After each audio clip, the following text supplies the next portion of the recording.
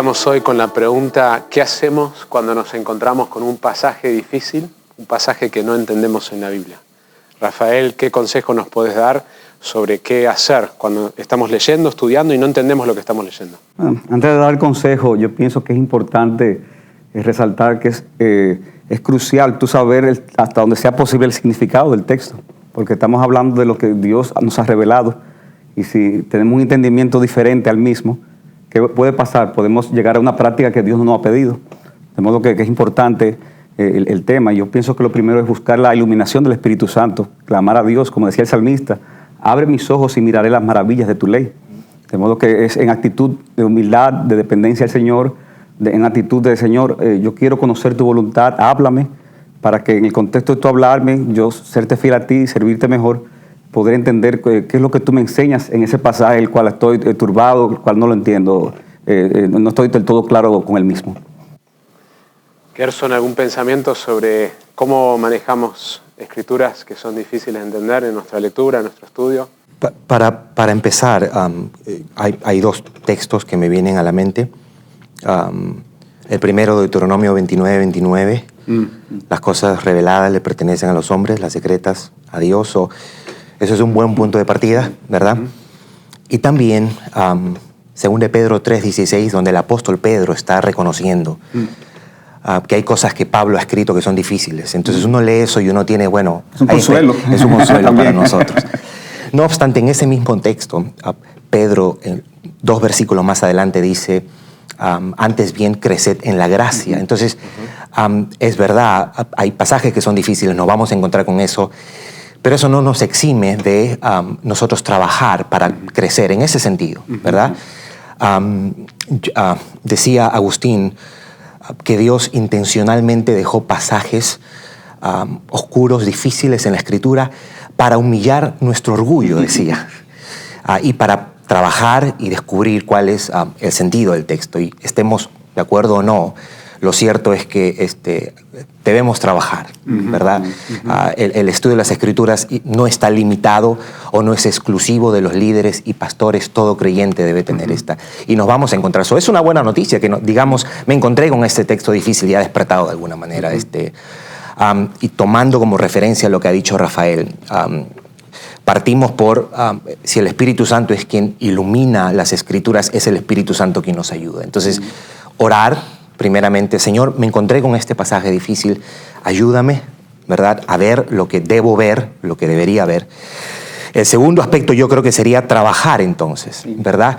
Y cuando digo trabajar es tomar estas referencias de qué está diciendo el autor en este pasaje en particular, cuál es el tema del libro que se está tratando, el contexto, ¿verdad?, ya más amplio, y el contexto de el Nuevo Testamento es el Antiguo Testamento y el contexto general de todas las Escrituras. Don Gerson, y podríamos agregar ahí también el género literario en que está escrito. Correcto, correcto. Una parábola o está en prosa o en símbolos. Y eso es importante. Y yo creo que ese es el trabajo previo antes de la ayuda que nos puede dar el hombre. En el sentido, digo hombre porque Dios ha provisto de maestros y pastores en la iglesia quienes nos pueden ayudar a ver, o los comentarios bíblicos que tenemos hoy día. Pero yo creo que podemos tomar eso como referencia. La oración, ¿verdad? El trabajo, el esfuerzo individual, personal, donde hacemos este ejercicio de exégesis, si se quiere, ¿verdad? Y después buscar la ayuda de los recursos que hay disponible, entiéndase, el pastor en mi iglesia local, los líderes en mi iglesia local, y el comentario bíblico que me puede ayudar, o la Biblia de estudio que nos puede ayudar también. Podemos decir entonces que hay un equilibrio entre el rol del Espíritu Santo y el esfuerzo mío, que no es solamente el Espíritu Santo me lo va a dar automáticamente, el significado sin un esfuerzo, pero tampoco es un esfuerzo humano aislado de la dependencia del Espíritu Santo. Ambos elementos están presentes. De la misma manera podemos decir que hay un equilibrio en acercarnos al texto bíblico y buscar primero nosotros observar y esforzarnos en dependencia del Espíritu Santo, pero tampoco aislarnos de la bendición de poder consultar a otros. Correcto, claro. Sea nuestro pastor, sea un comentario bíblico, sea personas que viven hoy o vivieron antes, que han pensado sobre ese texto y quizás tengan algo de luz para arrojar,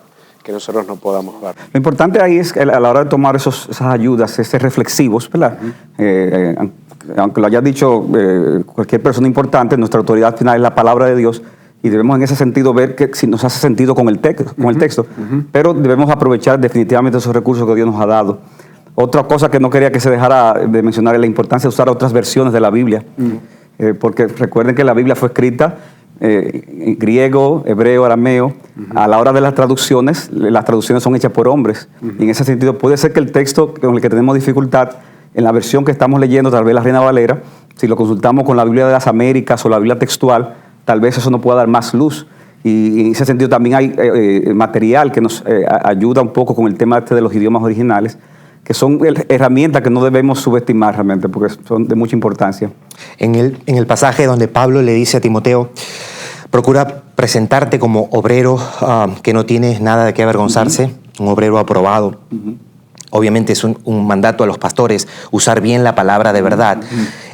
Por extensión, es a todo creyente, lee bien la palabra de verdad y usa bien la palabra de verdad, estudia bien la palabra de verdad. Yo creo que aplicaría también para todos los creyentes, no está limitado y exclusivo a los pastores. Dos ejemplos que me vienen a la mente que tienen que ver con eso son los bereanos, ¿no es cierto? Que escuchaban al apóstol Pablo y examinaban diariamente con las Escrituras. Eso es lo que yo anhelo como pastor en mi iglesia. La autoridad no soy yo, sino es la palabra de Dios, es Cristo mismo a través de su palabra, que la congregación crezca en examinar para ver si lo que yo estoy diciendo es conforme a la Escritura. Recuerdo una vez John Piper en una conferencia dijo, tengo una convicción exegética, es decir, tengo una convicción acerca de lo que el texto dice y quiero que la pongan a prueba. Está pidiendo la audiencia, eso es la reforma, uno de los elementos es la autoridad está en las Escrituras. Lutero quería que las personas tengan acceso para que puedan examinar si lo que la persona que está proclamando es conforme a eso. Y por eso el punto de partida, cuando nos encontramos con un texto difícil, es nosotros luchar con el texto. Pero sí hay un momento, por supuesto, que podemos y debemos acudir a la sabiduría de otros que han estudiado ese pasaje y que pueden arrojar luz. Algunas herramientas prácticas, pasos prácticos, consejos prácticos en lo que es la hermenéutica. Si yo estoy mirando un libro, ¿qué cosas podemos hacer que puedan ayudar a llegar a la interpretación correcta? Algo que ayuda mucho es, tal vez estoy confundido con ese pasaje, pero tal vez hay otro pasaje en la Biblia que habla del mismo tema y lo dice más claramente. Correcto. Entonces la Biblia se interpreta a sí misma, de modo que eso es un principio yo creo que es fundamental. Ahora que dices eso, el famoso pasaje de Colosenses 1:15, Cristo es el primogénito de toda creación. Obviamente la lectura más superficial sería, bueno, Cristo fue el primer ser creado. Bueno, pero toda la Escritura nos enseña que Cristo es Dios. Entonces, tomando en cuenta lo que has dicho, ¿en qué otro texto de las Escrituras se usa la palabra primogénito de una manera distinta? Bueno, en el Antiguo Testamento se hablaba de David el primogénito, pero David no fue el primer rey, digamos. Israel, mi primogénito. Bueno, Israel no fue, pero habla de primogénito como cabeza. Principal.